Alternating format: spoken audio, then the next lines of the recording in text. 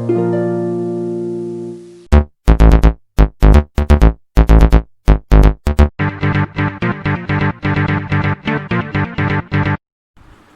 बच्चों, a very good morning to all of you.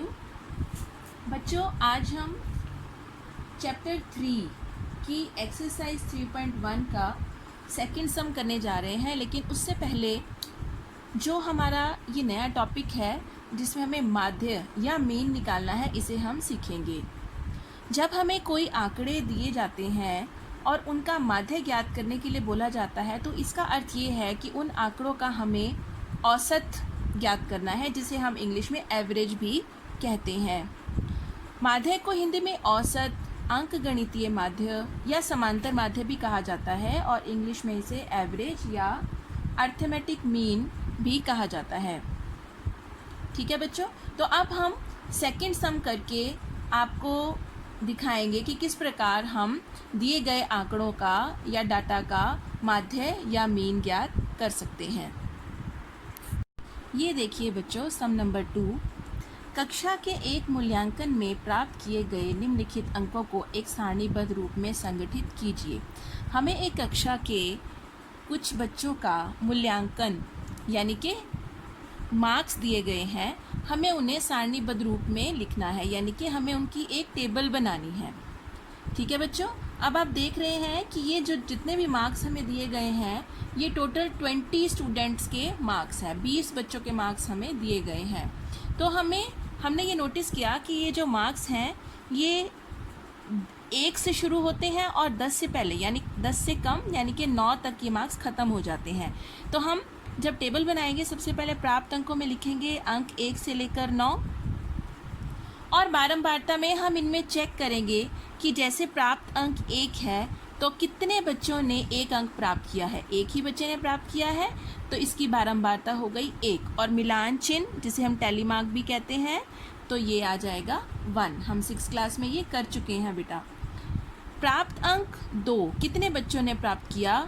1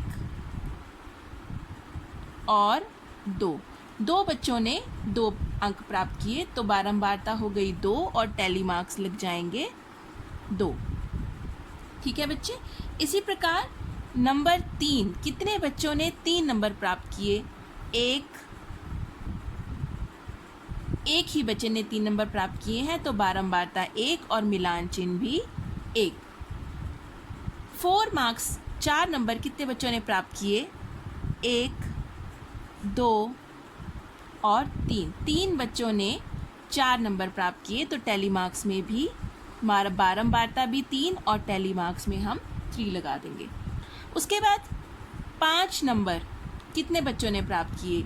1, 2, 3, 4 और 5। तो 5 बच्चों ने 5 अंक प्राप्त किए, तो 5 अंकों के लिए टैली मार्क होगा, मिलान चिन्ह होगा ये। याद है ना बच्चों आपको? 6 अंक कितने बच्चों ने प्राप्त किए? 1, 2, 3 और 4। तो 6 अंक प्राप्त करने वाले जो बच्चे हैं वो 4 हैं, तो इसलिए बारंबारता 4 और इसके टैली मार्क्स इस प्रकार से हम मिलान चिन्ह लगा देंगे। 7 अंक प्राप्त करने वाले बच्चे 1 और 2 बच्चे हैं जिन्होंने 7 अंक प्राप्त किए हैं, तो 7 अंक की बारंबारता 2 और टैली मार्क्स 2। 8 अंक प्राप्त करने वाला एक ही बच्चा है, तो 1 बारंबारता और टैली मार्क भी 1। 9 अंक प्राप्त करने वाला भी एक ही बच्चा है, तो टैली मार्क 1। अब हमें चेक करना है कि क्या हमारी बारंबारता कुल बच्चों की संख्या के बराबर बन रही है। जितने हमें आंकड़े दिए गए हैं, क्या वो उसके साथ टैली कर रहे हैं? तो आप देखिए कि हमें 20 बच्चों के मार्क्स दिए गए थे और 20 ही हमारी बारंबारता बनी है, तो इसका अर्थ है कि हमारी जो यह टेबल है ये बिल्कुल ठीक है। अब बच्चों, इसमें हमें सबसे पहले प्रश्न पूछा गया है कि इनमें सबसे बड़ा अंक कौन सा है। तो सबसे बड़ा अंक कौन सा है बच्चों? 9।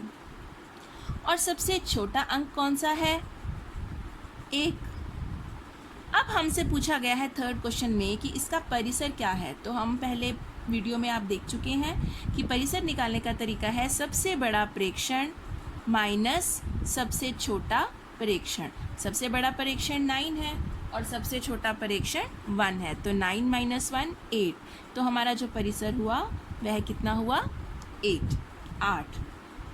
इसके बाद फोर्थ क्वेश्चन में हमसे पूछा गया है अंकगणितीय माध्य। तो अंकगणितीय माध्य निकालने का बेटा तरीका ये है कि हमें जितने भी आंकड़े दिए गए हैं उन सभी आंकड़ों को हम प्लस करते हैं, उनको सम उनका करते हैं और उन्हें टोटल नंबर ऑफ जितना भी हमें आंकड़े दिए गए हैं उनके साथ उसको डिवाइड कर देते हैं। तो आइए हम माध्य निकालते हैं, जिसे हम औसत कहते हैं, एवरेज भी कहते हैं। तो जितना हमें डाटा दिया गया है इसे हम प्लस कर लेते हैं।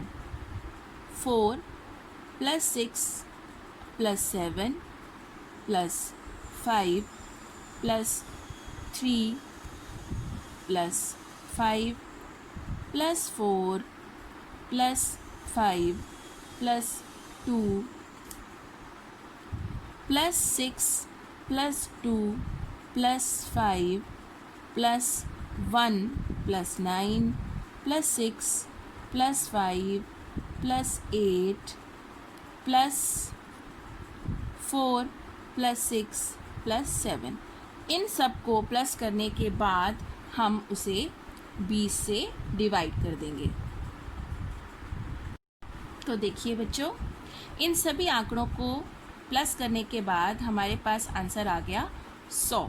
तो अब माध्य निकालने का हमारा फॉर्मूला यही है, आंकड़ों का योग बटा आंकड़ों की संख्या। आंकड़ों का योग हमारा 100 है और आंकड़ों की संख्या टोटल 20 है। तो 20 को 100 से भाग देने पर हमारे पास 5 माध्य आ गया। तो इस प्रकार दिए गए इस डाटा का, इस दिए गए आंकड़ों का जो माध्य है वह 5 है।